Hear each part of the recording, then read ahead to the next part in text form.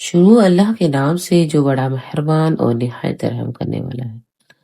السلام علیکم، امید ہے کہ آپ سب خیریت سے ہوں گے۔ اللہ تبارک و تعالیٰ آپ سب کو ہمیشہ خوش رکھے، آباد رکھے۔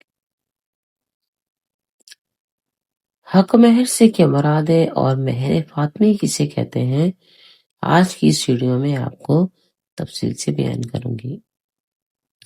حق مہر مجل اس کو کہتے ہیں جس کی ادائیگی کے لیے کوئی خاص میعاد مقرر کی جائے، خاص وقت مقرر کیا جائے اور جس کی ادائیگی فوراً یا عورت کے مطالبے پر واجب ہو۔ مہر معجل ہے اور مہر محجل کا مطالبہ عورت جب چاہے کر سکتی ہے، لیکن مہر موجل کا مطالبہ مقرر میعاد سے پہلے کرنے کی اجازت نہیں۔ مہر فاطمی سے کیا مراد ہے؟ حق مہر کے متعلق نبی کریم صلی اللہ علیہ وآلہ وسلم کی احادیث طیبہ سے واضح ہے۔ مثلا حضرت ابو سلمہ رضی اللہ تعالی عنہ کہتے ہیں نے ام المومنین حضرت عائشہ صدیقہ رضی اللہ تعالی عنہا سے دریافت کیا کہ حضور اکرم صلی اللہ علیہ وآلہ وسلم کا مہر اپنے ازواج مطہرات کے لیے کتنا تھا؟ تو حضرت عائشہ صدیقہ رضی اللہ تعالی عنہ نے فرمایا 12.5 اوقیہ اور یہ 500 درہم ہوتے ہیں۔ حضرت عمر بن خطاب رضی اللہ تعالیٰ عنہ سے روایت ہے کہ آپ نے فرمایا دیکھو عورتوں کے مہر زیادہ نہ بڑھایا کرو، کیونکہ اگر یہ دنیا میں عزت کا واجب اور اللہ تعالیٰ کے نزدیک تقوی چیز ہوتی تو نبی کریم صلی اللہ علیہ وآلہ وسلم تم سے زیادہ اس کے مستحق تھے۔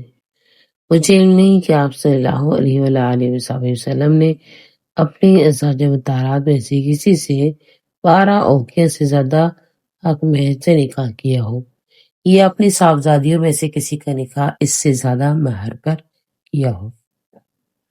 بیوی کے حقوق میں سے سب سے پہلا حق مہر ہے جو شوہر کے ذمہ لازم ہوتا ہے۔ ہمارے امام ابو حنیفہ رحمہ اللہ تعالی کے نزدیک مہر کی کم سے کم مقدار 10 درہم تقریباً 2 تولے 7.5 ماشے چاندی ہے اور زیادہ مہر کی کوئی مقدار مقرر نہیں۔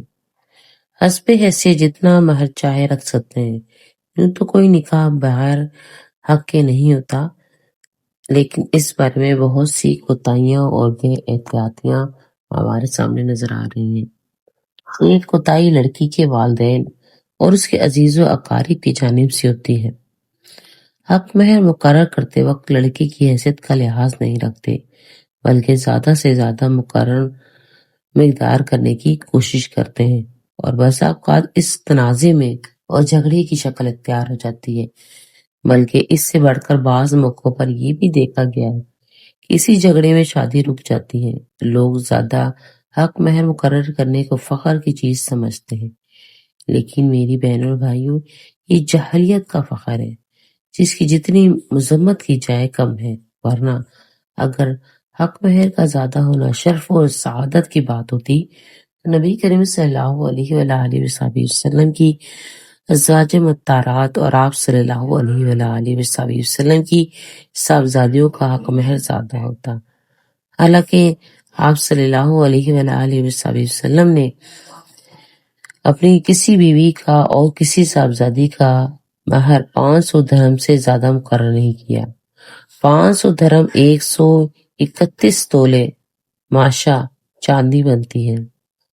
اگر چاندی کا بھاؤ 50 روپے تولہ ہو تو 500 درہم تولے چاندی کے 6563 روپے بنتے ہیں، لیکن اب تو چاندی کا ریٹ 8000 بن گیا ہے۔ چاندی کی قیمت کے مطابق تو اس مقدار میں کمی پیشی ہو سکتی ہے۔ اس کو کہتے ہیں مہر فاطمی، یعنی کہ 131 تولہ 3 ماشا جو حق مہر بنتا ہے اسے چاندی کے حساب سے، یعنی کہ 131 تولہ 3 ماشا چاندی حق مہر فاطمی کہلاتا ہے۔ بعض ہمارے علماء کرام کا معمول رہا ہے کہ اگر ان سے نکاح پڑھانے کی فرمائش کی جاتی تو فرماتے کہ اگر مہر فاطمی رکھو تو نکاح پڑھائیں گے، ورنہ کسی اور سے پڑھوا لو۔ الغرض مسلمانوں کے لیے آپ صلی اللہ علیہ وآلہ وسلم کا اسوہ حسنہ ہی لائق فخر ہونا چاہیے۔ مہر کی مقدار اتنی رکھنی چاہیے جتنی آپ صلی اللہ علیہ وآلہ وسلم نے مقدس ازواج اور پیاری صاحبزادیوں کے لیے محبوب تھی۔ آپ صلی اللہ علیہ وآلہ وسلم سے بڑھ کر کس کی عزت ہے؟ اس طرح سے زیادہ مہر رکھنے میں اور کوئی گناہ نہیں ہے، لیکن زیادتی کر کے اس کو فخر سمجھنا، اس میں جھگڑے کرنا، باہمی رنجشوں کی بنیاد بنا لینا جاہلیت کے جراثیم ہے۔ اس سے ہمارے مسلمانوں کو بچنا چاہیے۔ دوسری کوتاہی بعض دیہاتی حلقوں میں ہوتی ہے کہ 32.5 روپے مہر کی شرح محمدی سمجھتے ہیں، حالانکہ یہ مقدار آج کل مہر کی کم سے کم مقدار بھی نہیں بنتی۔ اگر لوگ مقدار کو شرح محمدی سمجھتے ہیں، جو بالکل غلط ہے، خدا جانے یہ غلطیاں کہاں سے چلی ہیں، لیکن افسوس ہے کہ میاں جی صاحب بھی لوگوں کو مسئلے سے آگاہ نہیں کرتے۔ جیسے کہ پہلے عرض کیا کہ امام ابو حنیفہ رحمہ اللہ تعالیٰ کے نزدیک حق مہر کی کم سے کم مقدار 10 درم یعنی 2 تولے اور 7 ماشا چاندی ہے، جس کے آج کے حساب سے تقریباً 8,000 روپے تولہ چاندی ہے، تو اس کے حساب سے آپ مقرر کر لیں۔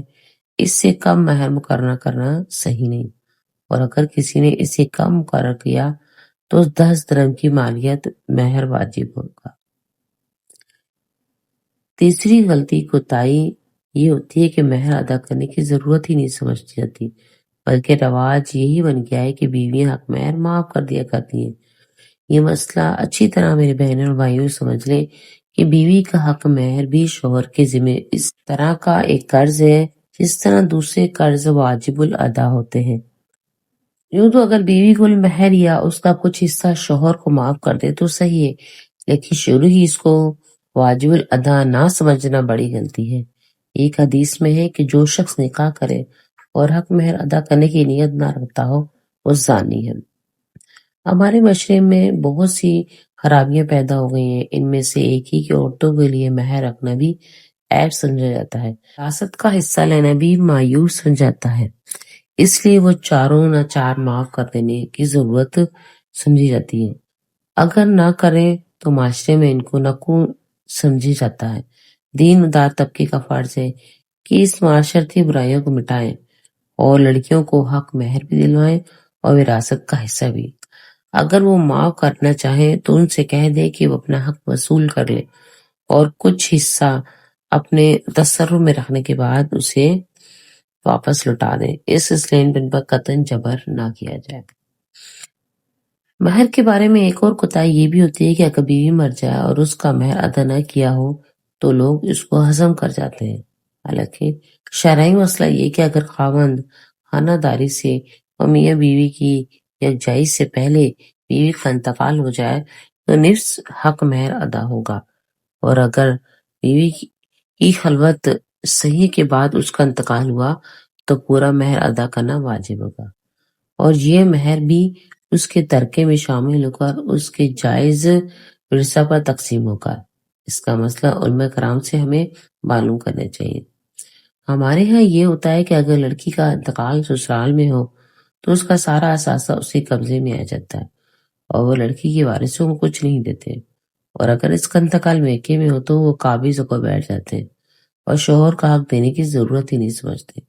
حالانکہ مردے کے بعد ناجائز قبضہ جما لینا بڑی گری ہوئی بات بھی ہے، اور ناجائز مال ہمیشہ نحوست و بے برکتی کا سبب بنتا ہے، بلکہ بعض اوقات دوسرے مال کو بھی ساتھ میں لے لینا انسان کو ڈبا دیتا ہے۔ اللہ تعالیٰ عقل و ایمان نصیب فرمائے اور جہالیت کی غلط رسم و رواج سے ہمیں محفوظ رکھوائے۔ آخر دعوانا الحمدللہ رب العالمین۔